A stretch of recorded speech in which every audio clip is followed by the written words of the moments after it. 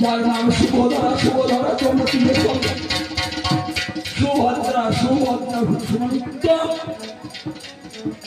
উত্তম গর্ভে এলো। ওই গর্ভে এসে বাচ্চা অভিমন্যু হইল।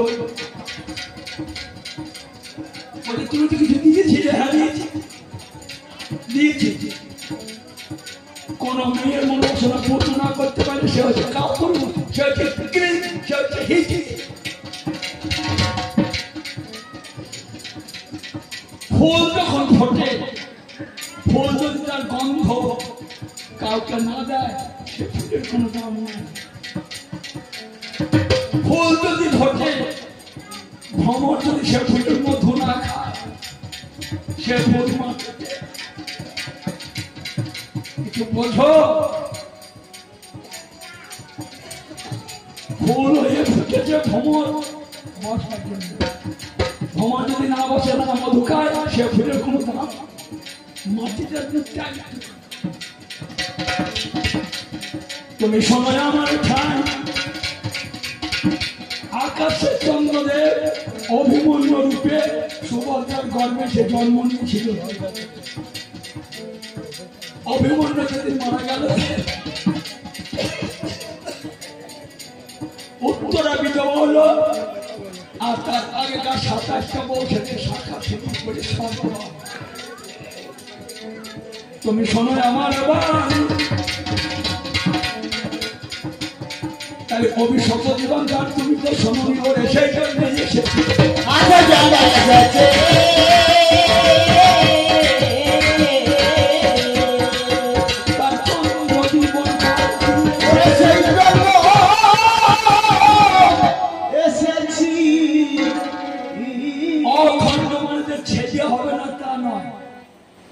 সনাতন গোস্বামী একটি নদীর ধারে গিয়ে একটা মানে রাত্রিতে সনাতন গোস্বামী রাত্রিতে স্বপ্নদোষ হয়েছিল।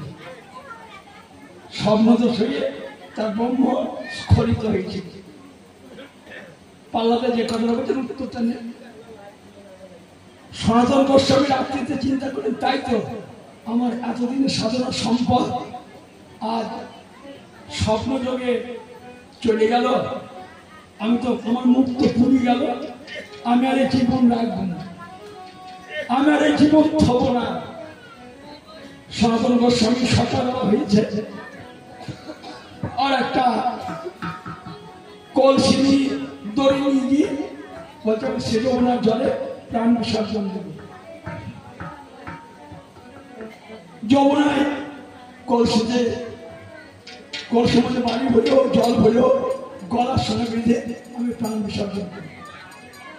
এই চিন্তা ভাবনা করতে নদীর ধারে বসে বসে কেমন মনে ওই ব্রহ্ম চলে গিয়েছে। এই আফসোস, এই আফসোস। আর একটা ব্রজবাসী কৃষ্ণ ভক্তা মেয়ে আর কলসি নিয়ে যমুনার বাড়ি পূর্ণ করেছে, জল পূর্ণ করেছে। করি নদী সনাতন গোস্বামী ওখানে বসে আছে। আর এখানে ডাঙায় কলসি রেখেছে, রেখে জল ভর্তি করে নিয়ে এসেছে। আবার মেয়েটা নদীর গর্ভে নামছে, সে যমুনা জল নেবে, আবার অন্ধবিপুর জল নিয়ে এসেছে, পূর্ণ কলসির উপরে দিচ্ছে। জলটা পড়ে যাচ্ছে। সনাতন গোস্বামী কি মেয়েটা পাগলি নাকি? অনেকে মরার কথা কিন্তু ভুলে গেছে, মেয়েটা দৃশ্য দেখছে। আবার মেয়েটা জলে নেমেছে, কলসির উপরে জল ঢালছে। সনাতন গোস্বামী তুমি বলছে যে পাগলি মেয়ে, তোমার কলসির যে বোঝাই আছে তার উপরে তুমি জল দিচ্ছ, জল থাকবে না তুমি জানো না? বোঝাই কলসিতে জল তুমি পড়ে যাবে। মেয়েটা ব্রজবাসী উত্তর দিচ্ছে যে সাধু, এতই যদি বোঝো যে পূর্ণ কলসির উপরে জল দিলে পরে থাকবে না, আর কলসিও খালি হবে না, তা তোমার তো কলসি পূর্ণ আছে, তোমার এক বিন্দু যেটা সঞ্চয় ছিল পৌঁছিয়ে পড়ে গিয়েছে।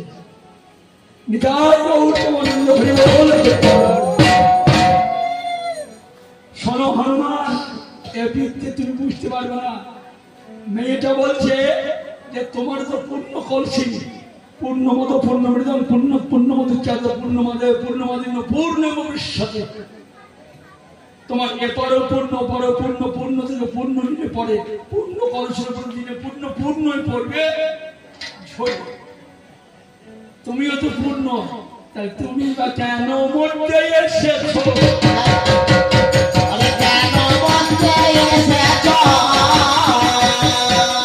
তুমি বা কেন মরতে এসেছো?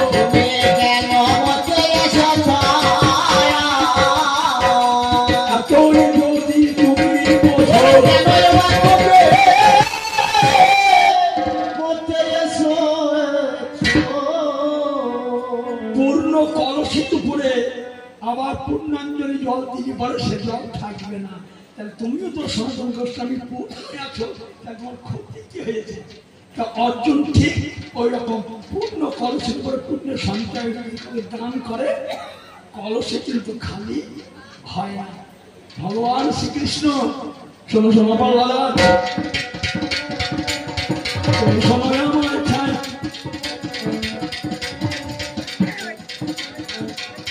পরে কৃষ্ণ ভক্ত হতে গেলে কোন বস্তু চায়?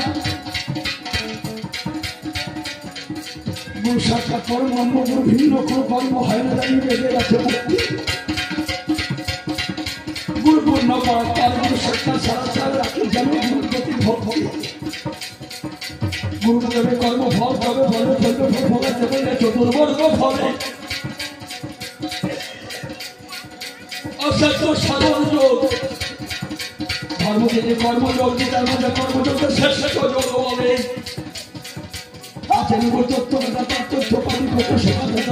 কথা নয়, বস্তু আছে যায় না ধরা, ধরা ধরা হাতে ধরা তাকে একবার ধরতে পারলে হয়। কিন্তু ধর্মকে সাধারণ নিত্য নিরঞ্জনে নির্বিকারী নিত্যানন্দময় সচ্চিদানন্দ তিনি সর্বকালে থাকেন, তিনি জানি জানি অব্যয় সকলে বা কোনখানে কেউ জানে তাহার নির্ণয়। চলো চলো চলো পদতে দিয়া তিনি সম্পদে যেখানে নয় মায়া পদ ভয়, যে পদ শিরাধিকার সেই পদে কর অধিকার পরমর অতিরা কিঞ্চনে।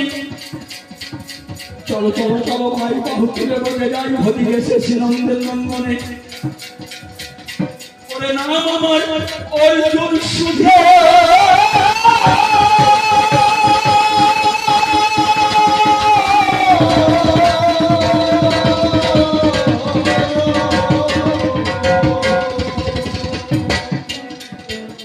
তুমি যেন নয় অর্জুনে। ওরে মহাভারতের মহাজনের একটু নাম শুনি, এদের মাটি নিয়ে লড়াই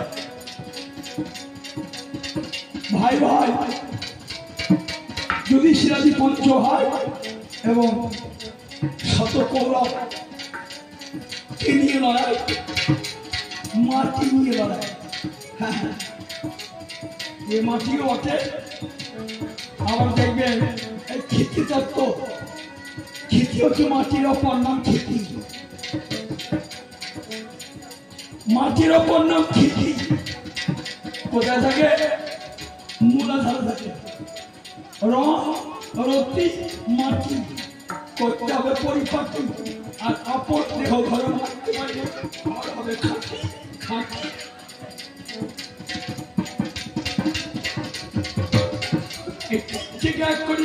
মারতে পারে তারপর ফেস ওয়াশ মারতে হবে না, লিপস্টিক মারতে হবে না, গাছ সাবান মারতে হবে না, হাবুল মারতে হবে না, ভেজলিং মারতে হবে না।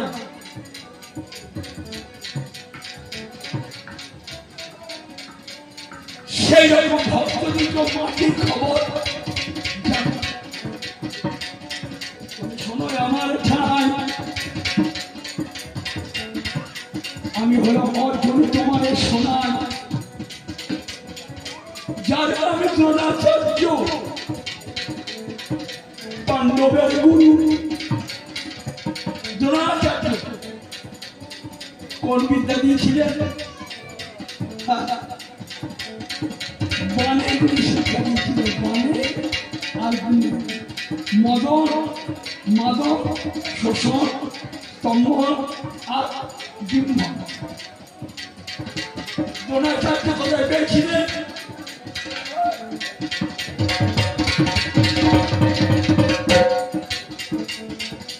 দ্রোণাচার্য কোথায় পেয়েছিলেন?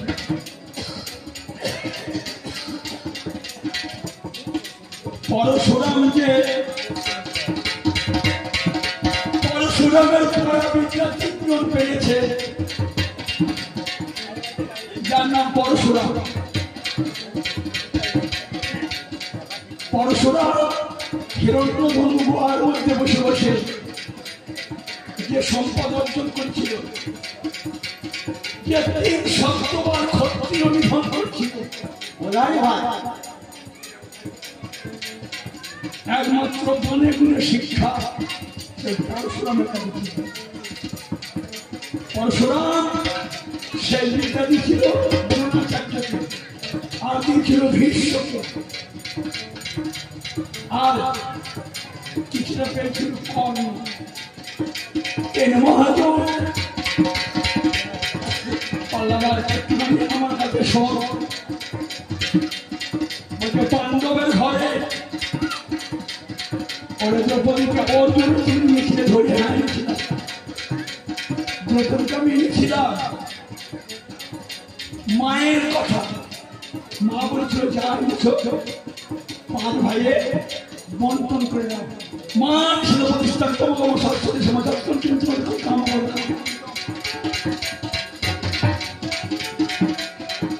টাকা চাইলে টাকা সহজে দেওয়া যায়। কেউ যদি 10 টাকা জমি জায়গা চায়, জমি দেয়, টাকা দিতে পারে। বাড়ি চাইলে বাড়ি দেওয়া যায়, কিন্তু যদি কেউ বলে তোমার বউটা দাও 10 দিন বেরিয়ে আসে, মানুষ দিতে পারে না, পারে না। টাকা দিতে পারে, জমি দিতে পারে, জায়গা, গাড়ি, বাড়ি, গাড়ি সব ছেড়ে দিতে পারে, কিন্তু বউ আর যদি কেউ চায় তাকে দেওয়া যাবে না। কেন দেওয়া যায় না? আর এটা যে দিতে পারে সেই হচ্ছে মোহন, সেই হচ্ছে সাধু। কেন না? কষ্ট মজা, কষ্ট পিতা, কষ্ট ভগ্ন সহদারা কায়া পড়ে সমস্ত কাজ। কে বউ, কে ছেলে, কে বড়, কষ্ট মজা, কষ্ট পিতা, কষ্ট ভগ্ন সহদারা কায়া পড়ে সম্বন্ধ কষ্ট করবে না। ওরে কে করো নয়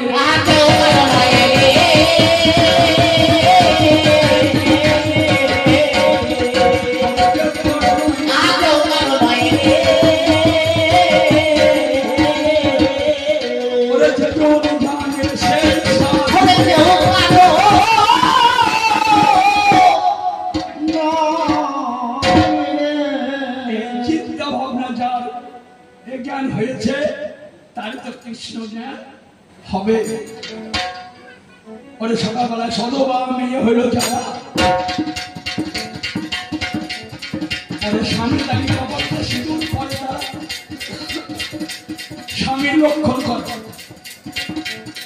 আর কৃষ্ণ ভক্তদের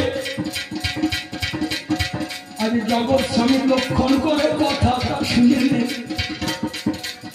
সদবা মেয়ে যেমন সিঁদুর পড়ায় শাখায় দেবে, লোহায় ঢাকাবে, তারপরে শিখিয়ে দেবে। স্বামী লক্ষ্য করতে হয়, স্বামী যদি কিছু হয়,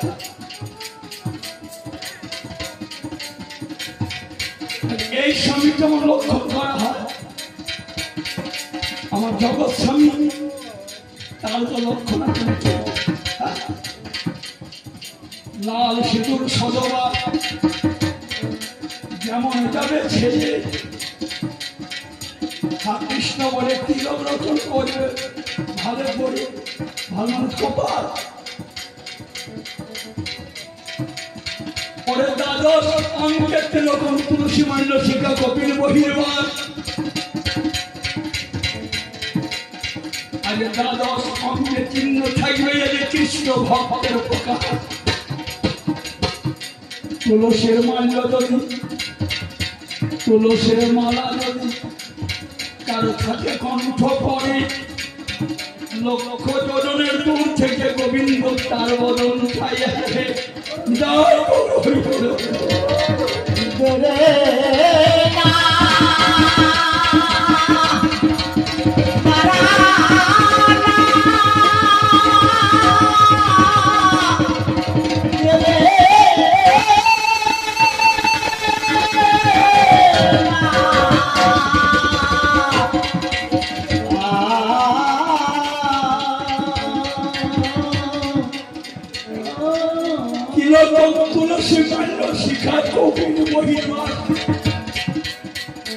ব্রহ্মা বিষ্ণু রুদ্র ভবন নির্বাচন সমস্ত গুরু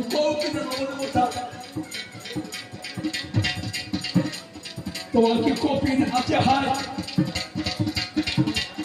পাল্লা যাবে মাতৃঘর থেকে আমি কপিন পরিচয় প্রকাশ হয়েছি কি আর বলবো রে হয়তো আমার মাতৃকার পর সকল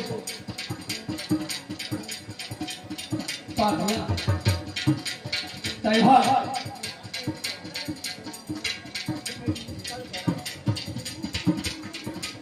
তুই স্বীকার করো বাচ্চাদেরকে ডাক্তারের পাশে গিয়ে স্বীকার করো বাচ্চার কি অবস্থায় থাকে মাতৃদ্বারা লিঙ্গ জন্ম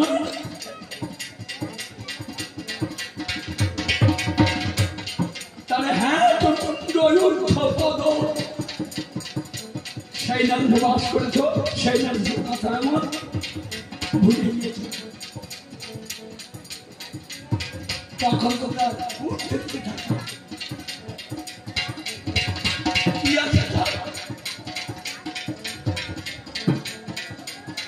তাদের কোনো ক্ষতি নাই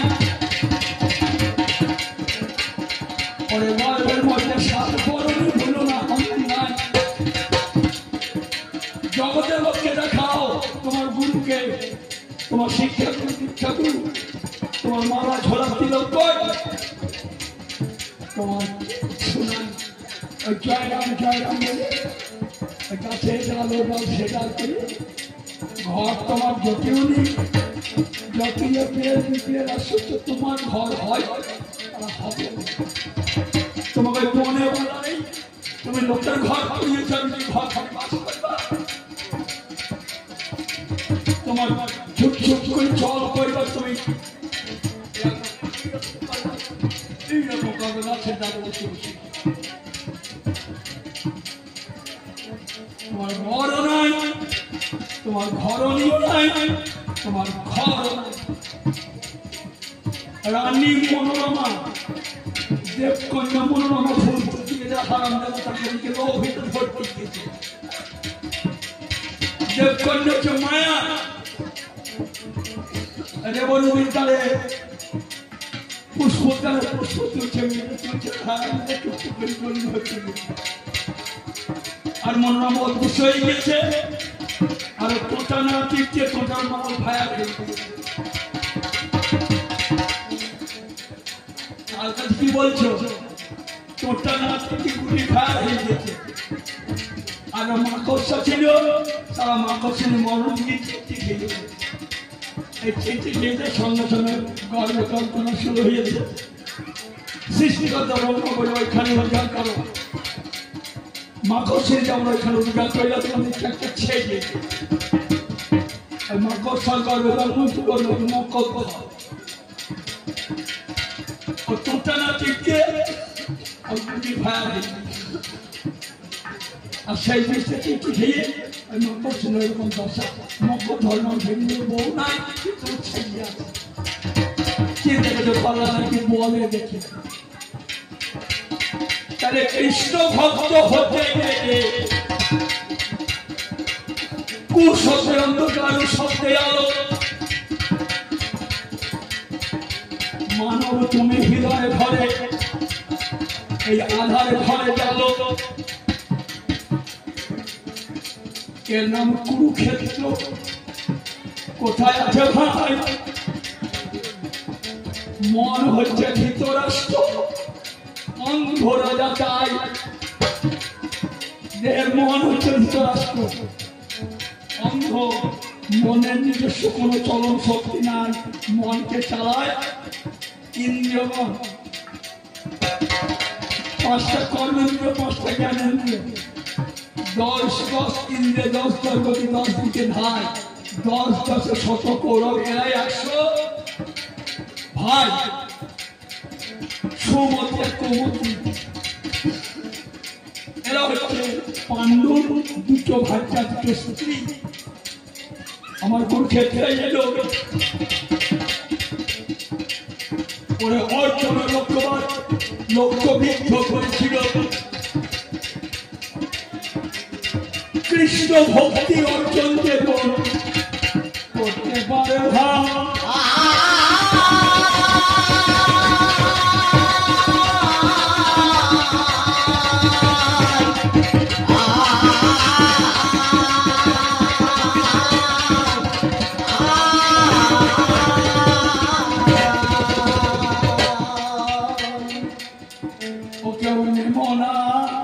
নদীর ফুল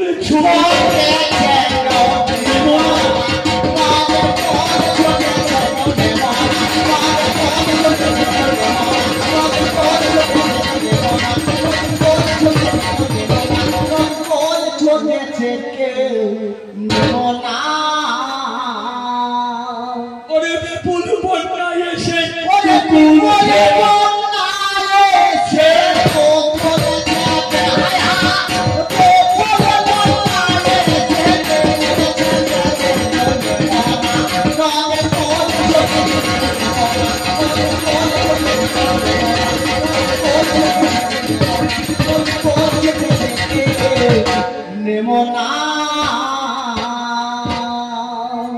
শোন হনুমান, জীবের নিষিদ্ধ দিন, ভক্তদের ভোগ, আর এই 3 দিবসের এক বিন্দু মাত্র পান করতে পারলে জীবের খণ্ডে ভব রোগ।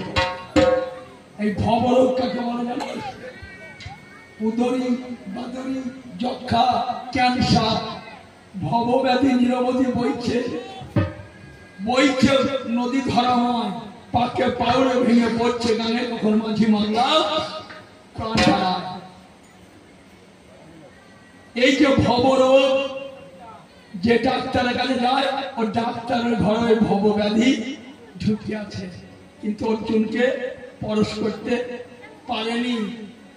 অর্জুন কিরকম তুলসী মাল্য শিকার কপিল বহির্বাস করে অগ্নির দেওয়া অক্ষয় তুন আর গান্ডীব ধনুক একমাত্র অগ্নি দিয়েছিলেন যে অর্জুন তুমি খান্ড বন দাহনের সময় ব্যবহার করিও। কুরুক্ষেত্রে যখন মহামারী শুরু হবে, কুরুক্ষেত্রে বাণ বর্ষণ করিও, আর করিও গোসিংহা দত্তকে যেদিন ভগবান কৃষ্ণ বলরাম উপায় হবে, সেই দিন যেন মানে গুণ দিও। সেই দিন বলছে আমার পাগলা, আমাকে ভগবান শ্রীকৃষ্ণ সঙ্গে করে নিয়ে এসেছে, তো রাম থেকে কোন ভাগবত লিখতে পেরেছে যে তোকে এই কারণে তিনি নিয়ে এসেছে। হাতের জোরে হুঁক আর গায়ের জোরে ঠেলা ফেলে কিন্তু কোনোদিন কাজ হবে না। ওরে কামে কুম্ভী নোনা জলে ভালো সাথে ফেলে মাংস খাবো বলে,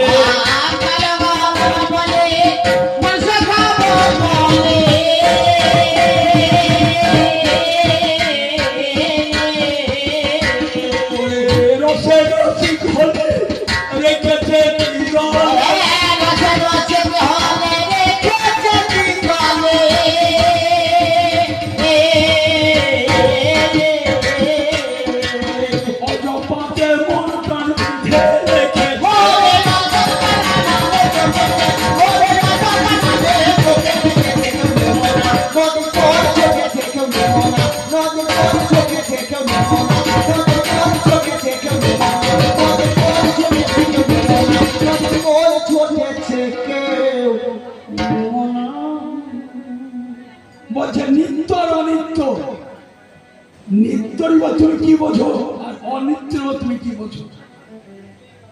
আজ যে নিত্য, কাল সে অনিত্য। বলছে অনিত্য সংসার কেবা বলো কার? আবার তোমার তো খুব চৈতন্য হয়ে গিয়েছে দেখছি, সূর্য মরণ একেবারে।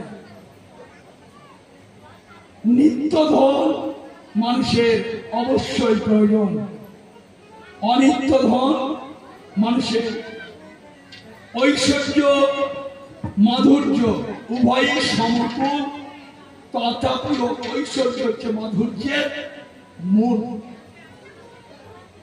আবার বলছে ঐশ্বর্য মাধুর্য নয় সমকূল, তথাপি ঐশ্বর্যকে মাধুর্যের মূল। ঐশ্বর্য না থাকলে পরে আস্তে আস্তে ঐশ্বর্যের মধ্যে যখন মাধুর্য পরিপূর্ণ হবে, তখন আর ঐশ্বর্য, তখন মানুষের ঘেন্না লাগবে, তখন টাকাকে বিরক্ত লাগবে। আর প্রথম থেকে যে মাধুর্য না হয় না, ঐশ্বর্য ভোগ করতে করতে করতে করতে করতে যে কোনো জিনিস চিরদিন এক তরকারি ভাত ভালো লাগে না, একদিন ভোগ করেছি। মানুষের দশম দশা, মানুষ কখনো হাতি আবার কখনো মশা। এর নাম মর্ত মর্ত মর্ত, মর্তে জনম, যার মূর্তি জনম, তা একদিন ভোগ করতে করতে করতে করতে আগে ভোগ, ভোগে হচ্ছে ভোগান্তি,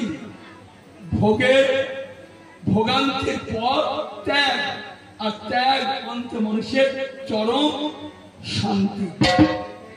ভোগ করতে হবে, ভোগ করতে করতে করতে করতে আস্তে আস্তে ত্যাগের পিছনে ছুটতে হবে।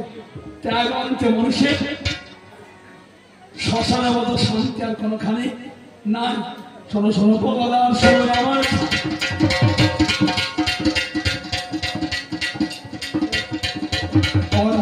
নিয়েই খেলাটা খেলায় ভগবান শ্রীকৃষ্ণ ভাবল মনে মনে, অর্জুনের ছাড়া খেলা হইবে কেমনে। অর্জুনকে সঙ্গে করে নিয়ে, আমি কি জানতাম না যে ভগবান শ্রীকৃষ্ণ উনি হচ্ছেন নিত্যধন, জানতাম। কিন্তু যে নাটক কমলেশ বন্দ্যোপাধ্যায় মহাদেব হালদার ব্যাসদেব যে নাটক লিখে দিয়েছে বদলকে আশ্রমে বসে, নাট্যমঞ্চ আমরা অভিনেতা, এই অভিনয় আমাকে করতে হবে। ব্যাসদেবের কলম অধিক রদ করা যাবে না। তারা বদলিকায় বসে পাল্লাদার তোমায় জানে, শোনো আমার পাশে। অর্জুন হচ্ছে যুধিষ্ঠির, অর্জুন হচ্ছে ধীর, যুধিষ্ঠির হচ্ছে ধীর শান্ত, তার মতো সাধু আর কেউ নয়। ভীম বলশালী, তাকে পবন পুত্র বলা হয়। তুমি আমার দাদাকে, আমি তোমার ভাই, আমি কিন্তু সম্বোধন করিনি। কবিগান ওই পরিচয় দিলে আর তুমি বলার থাকে না, আর তুমি তো প্রথম থেকে দাদা ভাই দাদা ভাই। তোমার যেমন দাদা তুমি যেমন আরম্ভ করেছো, আর আমার যেমন দাদা ছিল চাপা দিয়ে তুমি আমার কেউ না। গান যখন শেষ হবে তখন যার যা ভান্ডে যা থেকে কার পরিচয় পরিচিতি ঘটানো তখন ঘটানো। কৃষ্ণ নামের গুণে এই ভারতের ভিতরে এরা ভাই ভাই ভাই ভাই দেখছো নজরে, লোক মনে করে ভাই ভাই লড়াইছে না।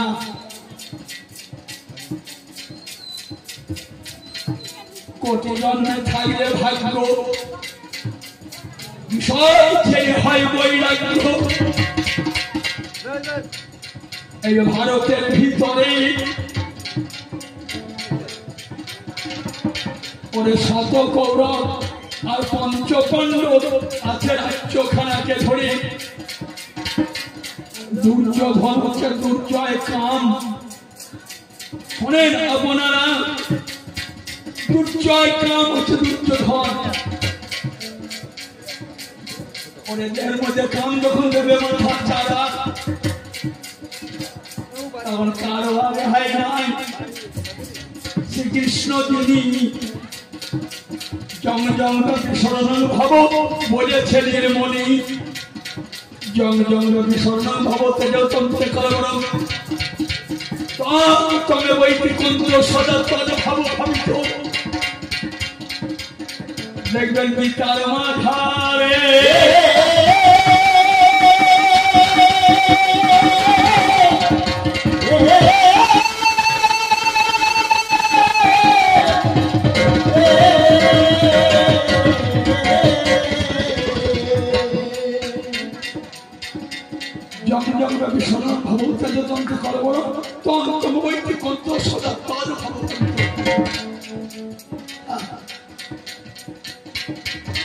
অর্জুন বলেছিল, হায় আমার দাদা সন্তই দুর্যোধন ভাই যে যে অবস্থায় আছে এই কুরুক্ষেত্রের মাঠে যদি একবার তার প্রাণ যায় থেকে রণে পড়লে স্বর্গে বাস। আমার সামনে এলো মণি, ওই জায়গায় দাঁড়িয়ে আছে কৃষ্ণ যদুমণি। কুরুক্ষেত্রের মাঠে যা প্রাণ যাবে রণে মনে করে তা স্বর্গতার কেউ রোধ করতে পারবে না। কেন না? ভগবান শ্রীকৃষ্ণ রথে সামনে দাঁড়িয়ে আছে। যে যে অবস্থাতে মরুক একবার ওই রথের দিকে লক্ষ্য করলি গোবিন্দের মদন দর্শন হবে। আর গোবিন্দ বসন দর্শন করতে করতে সে যেভাবেই করুক, যত পাপী হোক, তার স্বর্গ হবে হবে হবে। তার স্বর্গ কেউ কোনদিন রোধ করতে পারবে না। কৃষ্ণ নামের গুণ যেটা আগে সবাই বলে দ্রোণাচার্য মরণের কথাটা, দ্রোণাচার্যকে আমি মেরেছি, হ্যাঁ মেরেছি, আপনারাও মারবেন। গুরুকে না মানলে পরে স্বর্গে মারবেন না। গুরুকে না মারা পর্যন্ত মানুষের স্বর্গে যাওয়া যাবে না। গুরুকে লাঠি দিয়ে মারবেন, মারলে হবে না। গুরু মেরে স্বর্গে বাস, তবেই হবে ধর্মের প্রকাশ।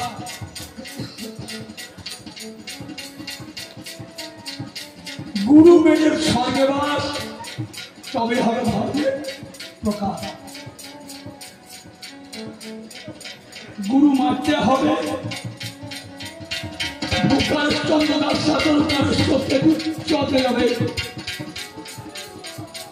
গুরুকে যদি না মারা যায়,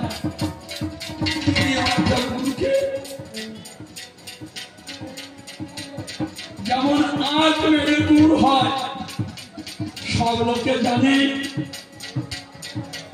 আজ থাকে অবাবরে জমির মাঝখানে। এই গুরুকে লাঠি দিয়ে মারতে হবে, তা মারতে হবে না বাবা। আজ যেমন জমিতে থাকে, আজকের পরমায়ু কতদিন? 1 বছর। 1 বছর পার হয়ে গেলে শুকিয়ে যাবে। আজ কি করতে হয়? আজটাকে কেটে অজ্ঞান পর্যন্ত গুড় করতে হয়। গুড় কতদিন থাকবে? বড় 2 বছর থাকবে। 2-3 বছর পর গুড় নষ্ট হয়ে যাবে। তাহলে জমির আঁকটাকে কেটে ধরো ভাই, ওটা আঁক তোমাদের জানাই। ওরে মা বাবা এই জমিটা আগুনে দিল, আঁক দেহখানে তোমরা শুনে চলো। আখ যখন কেটে বাবা কাছাড়েতে যায়, আখ আমার গলে গলে গুড় হয়ে যায়। গুড়টা পুনরায় ফিরা নিতে দিল। এবার গুড়টা থেকে বাবা চিনি হয়ে গেল। চিনিটাকে মেরে যখন বস্তার ভিতরে 10 বছর চিনি থাকে, তারপরে ছেড়ে 10 বছর পরে বসা বস্তা হতে যাবে। পরে চিনিটা করে তেমন জল হয়ে যাবে। ওই চিনি পরমাণু বাড়াই গেলে হয়, ওই চিনি পুনরায় চাষাতে যায়। ওই চিনি পুনরায় চাষাতে দিল। চাষাতে দিয়ে আবার ভিড়ান আরম্ভ হইল। চিনি থেকে যেমন মিষ্টি হলো ভাই, পরে মিষ্টি 20 বছর বোতলেতে রয়। ওই মিষ্টি যদি আবার ভিড়ানেতে ফেলা, এইবার হয়ে গেল মিষ্টির ওলা। মিষ্টির ওলা যেমন হয়ে গেল, সারা জীবন ওলা হয়ে বয়ানেতে ছিল।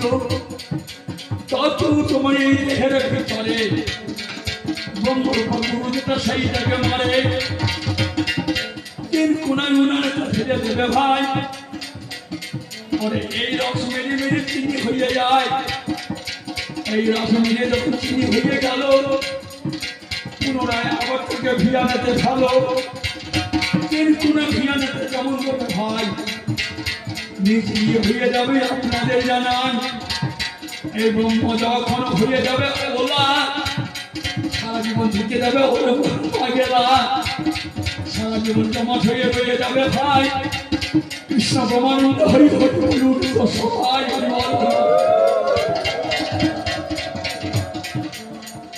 এক হচ্ছে ব্রহ্ম, আর এক হচ্ছে গুরু, আর এক হচ্ছে ভক্ত বলছে ভগবান। যোগী আত্মা আর ব্রহ্ম। এই ব্রহ্ম রূপা গুরুকে আপন আপন বাড়িতে যে কড়াই আছে, ওই কড়াইয়ে ধুয়েন করতে পারলে পরে তার জমা হয়ে যাবে। রাম যেমন 14 বছর বনবাস, কেউ বলে রামচন্দ্র 14 বছরের জন্য বনবাস হয়েছিল। তার রামচন্দ্র কেন এই যৌবনে যৌবনে যৌবনে যৌবনে যৌবনে 14 বছর পর তিনি ধ্যান শুরু করতে পারে, তার সারা জীবন বনবাস করা যাবে। কেউ বলে যে হনুমান তার দাসত্ব করেছিল, করেছিল, কিন্তু অর্জুন হচ্ছে কৃষ্ণের ভক্ত, কৃষ্ণের বিভূতি, কৃষ্ণের মাহাত্ম। ভগবান শ্রীকৃষ্ণকে তারপরে দান করিবে গুণ করিবা কুরুক্ষেত্রের নীলা। শুধু একমাত্র ভক্তকে বোঝাবার জন্য, তার বেশি কিছু না। কুরুক্ষেত্রের যুদ্ধ ঘরে ঘরে হয়েছিল, আর এখনো আপনাদের ঘরে ঘরে সে যুদ্ধ হচ্ছে, হবে, সারা জীবন থাকবে। বলে ঘরে ঘরে যুদ্ধ, ঘরে ঘরে ঘরে ঘরে। পরের সঙ্গে করতে এগুলো ধুলাই খাবে, এই যুদ্ধ ঘরে ঘরে হওয়ায় ভালো। কৌরব আর পাণ্ডব, আর আজ যে যুদ্ধ হনুমান আর অর্জুন। হনুমানের কিছুই নাই, আর হনুমানের গুরুদেবের একটা ছিল, তা আবার বন্যি পালিয়ে গিয়েছিল। ওরা হচ্ছে শুষ্ক মার্গের লোক, আর আমরা হলাম কৃষ্ণ ভক্ত রস মার্গের লোক। এভাবে রসিক যারা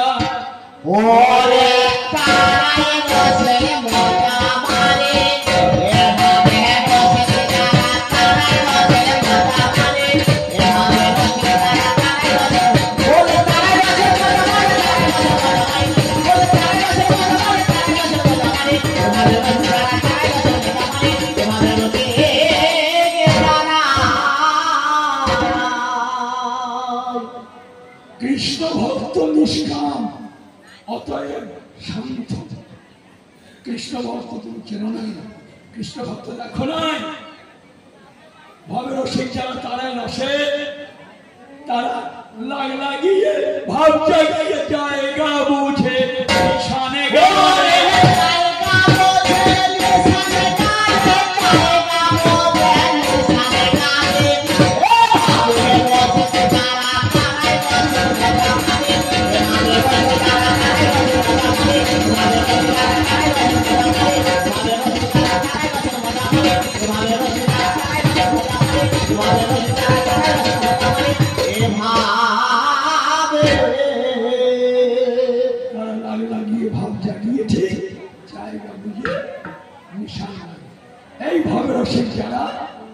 বসে তোমরা তো রসিক না, তোমরা হচ্ছে শুষ্ক মার্গের লোক।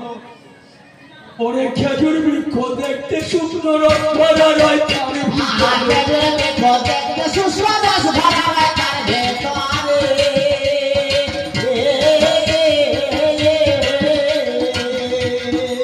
ষোড়শী ছোকরা যারা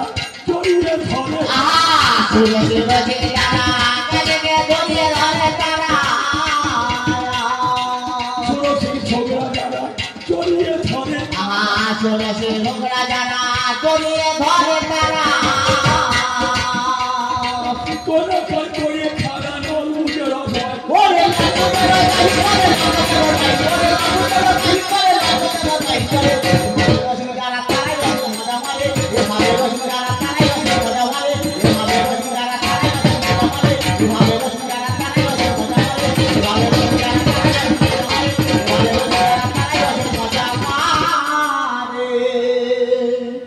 ষোড়শী ছোকরা যারা জড়িয়ে দেখবে গাছ যখন কাটে তখন গাছের মাজা আর শিউলির মাজা একবার আসতে বৃষ্টি বন্ধা থাকে।